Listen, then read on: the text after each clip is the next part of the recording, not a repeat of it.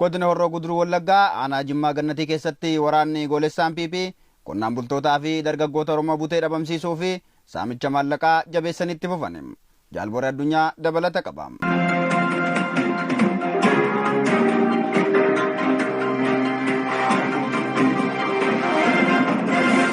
Sirni nama nyaataan ilmaan Oromoo qabee achi buutee dhabamsiisuu aadeeffate biltsiginnaan godina Horroo Guduruu Wallaggaa keessatti namoota hedduu ukkaamsuun dhabamsiisee jira.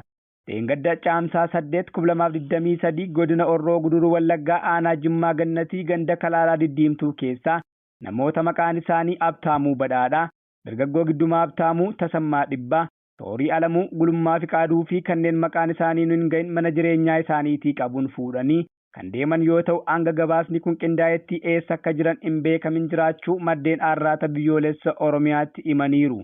Oduu biraatiin onuma Jimmaa Gannatii ganda guddattuu Gannatii keessatti caamsaa 8/2023 nama maqaan isaa Lammeessaa jedhamu waraana bilisummaa Oromoo waliin hidhata qabda jechuun mana isaa erga sakattaanii booda qarshii 32,000 fi bilbiloota harkaa waraanni raayyaa ittisa Impaayera Itoophiyaa saamanii deemuu dabaluun ibsaniiru.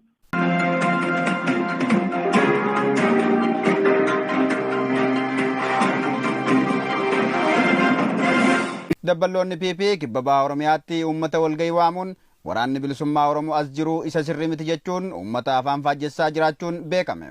Jaalgalma Oromoo waan qindeeffatte qabdi. Mariin araaraa milki malee raawwatamuun isaa eegi labsamee dabballooti PP bakkoo garagaraatti uummata walgahii yaamuun odeessoo baa uummataan burjaajessaa hajirtu yoo ta'u baha Oromiyaatiif kibba baha Oromiyaa bakkoo gargaraatti waraan bilisummaa Oromoo galchuu waan jirruuf diinagdeen nu bira dhaabbadhaa jechuun uummata saamaa turu gabaasaa turuun keen in yaadatama. Haalum wal fakkaatuun godina Arsii bahaa aanaa gargaraa keessatti uummata walgahii yaamuun ajajaan olaanaan ABO Woboo marii dhiyoo tanaa irratti waraanni bilisummaa Oromoo sirrii Khalid Shaggariif godinaalee Wallaggaa heejjiru qofaa jedhe jiraa jechuun dubbatanii jiran. Akka maddeen keen godina Arsii bahaa irraa gabaasaniitti dabballooti PP hunneen aanaa gargaraa irraa bobba'uun waraanni bilisummaa Oromoo as jiru sirrii waan hin taaneef of keessaa baasa jechuun burjaajii uumuuf yeroo yaalaniitti bakkoota hundaatti hawaasa biraa mormiin isaan mudachuu gabaasanii jiran. Hawaasi godinichaallee walgahii hanirraatti waraanni as jiru sirriis haa ta'u sirriin ta'een nu waan irraa beeknu hin qabne ammoo nam meeshaa lolaa guutuu hidhatee deemu qotee bula meeshaa qonnaa malee manaa hin qabneen of keessaa baasa jechuun akkamii danda'amaa jechuun gaafachuun baasuu yoo dandeettan isan ofii keessanii dhaqaa baasa malee nu hangidduu nu galchinaa jechuun uummati yaada isaanii harkaa kuffisu maddeen keen gabaasanii jiran.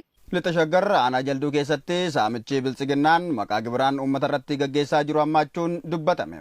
Jaalbilisee sabaa dabalata qabdi.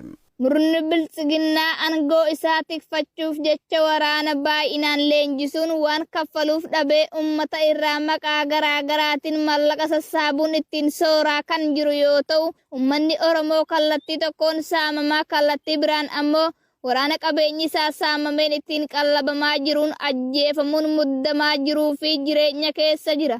Saamichi maqaa gibiraan qonnaan bultoota dafqa cobsanii ofii fi maatii isaanii jiraachisan irratti raawwatamaa jiru Lixa Shaggar aanaa Jalduu magaalaa Bonii fi ganda Qarsaa Mirxii keessatti kan hammaate yoo ta'u mana namootaa irra deemuun walgahii erga baasaniin booda tokkoon namoota irraa qarshii 2,000 hanga 5,000tti guuran jedhu maddeen keenya. Akka jiraattootni gandoota kanaa jedhanittis gibira jedhan kana waggaatti yeroo 2 nu kaffalchiisaa jiru jechuun namoota hin qabne ammoo reebicha ulfaataa irratti geggeessuun hidhaa jirus jedhaniiru. Godina Harargee bahaa aanaa Kombolchaa keessatti maqaa deeggarsa miilishaa jedhuun maallaqa afaan qawween nurkaa funaanaa jiru jechuun jiraattonni dubbatan. Jaaliraan Gameessaa guutuu gabaasa kan akka taanutti isiniif dhiyeessiti. Kibba Impaayera Itoophiyaa keessatti jiruun harkaa gara afaanii hammaateetti waqtii uummanni rakkoo qaala'insa jireenyaatiin waan afaanitti geeffatu dhabee gadadoo ulfaataa argaa jirutti sirni Impaayeratti bulchuuf meeshaa ammayyaa fi baay'ina waraanaa bobbaasee lammiilee hacuucaa jiru biltsiginnaan guyyaa guyyaan sagantaa baasee ilmaan haadhayyeessaa saamuu kaayyoo dhaabichaa taasifatee jira. Oduma kanaan wal qabateen Harargee aanaa Kombolchaa gandoota aanittiin qabdu cufa keessatti milishaa ittiin tumsuuf nama tokkotti maallaqa 300 muruun hidhattoota sirnichaa ganda mara keessa bobbaasanii eengadda jechuun caamsaa 8/2023 irraa eegalee humnaan maallaqa walitti funaanaa kan jiran yoo ta'u gochi kun guyyaa kaleessaas itti fufuun geggeeffamaa ooluu jiraattonni himan.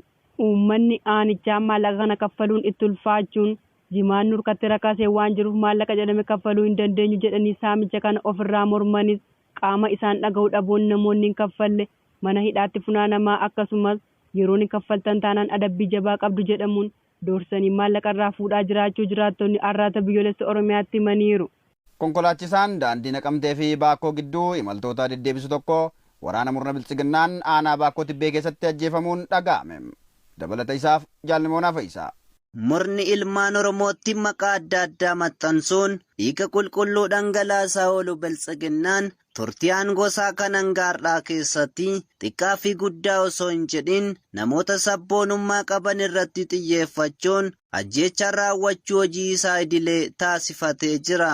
Haala kanaanis konkolaachisaan Abdiisaa Nagarii jedhamu jiraataan magaalaa Naqamtee ganda Duwwaa 7 kan ta'e imaltoota magaalaa Naqamtee irraa fe'uun gara Baakkootti geessee osoo jiru magaalaa Baakkoo keessatti balleessaa tokko malee waraana faashistii Abiyyi Ahimadiin ajjeefamuu jiraattonni dubbatan. Abdiisaan dargaggeessa siyaasa kamuu hin hordofne nama hojjetatee maatii fi ofii isaa jiraachisuudha kan jedhan jiraattonni sirna cubbuu lubbuu Oromoof marartee hin qabne kan egeree Oromoo fi Oromiyaa awwaaluuf ol adeemtota abdii biyyaa akkasumas sabaa ta'an akka baala harcaasaa jiruun tolatti ilmaan ofii gabbaruun eegan hafne Oromoon falmatee sirna shiraa kana yeroo dhumaaf ofirraa kuffisuu qaba jechuunis dhaamsa isaanii dabarfataniiru. Gootichi waraana bilisummaa Oromoo tarkaanfii ilaalessaa waraana faashistii Abiyyi Ahimad irratti fudhachuun du'aa fi madoon adabuu itti fufee jira. Irree fi gaachanni uummata Oromoo woboon Baashaggar aanaa dugda magaalaa Maqiittii har'a ganama caamsaa 10 bara 2023 ergamtoota Impaayera Itoophiyaa tiksitoota barcuma Abiyyi Ahimaditti ol seenuun dhukaasatti baneen battalatti 6 ajjeesuun hedduu madoon adabee jira. Gama meeshaatiin qawwee turkii 2 dachaatu 2 boombii harkaa 3 rasaasa aakaamaa 600 waliin irraa boojee dantaa qabsoof oolchee jira. Oduu biraatiin ammoo ganamumaarraa godinuma Baashaggar aanaa dugdaa magaalaa Maqiirraa miseensonni raayyaa ittisa Impaayeratti 4 qawwee fi hidhannoo guutuu waliin waraana bilisummaa Oromootti harka kennatanii jiru. Tarkaanfii oboon fudhatuu fi mooraa diinaa diiguun jabaatee itti fufaa horaa bulaa deebanaa injifannoon uummata Oromoof.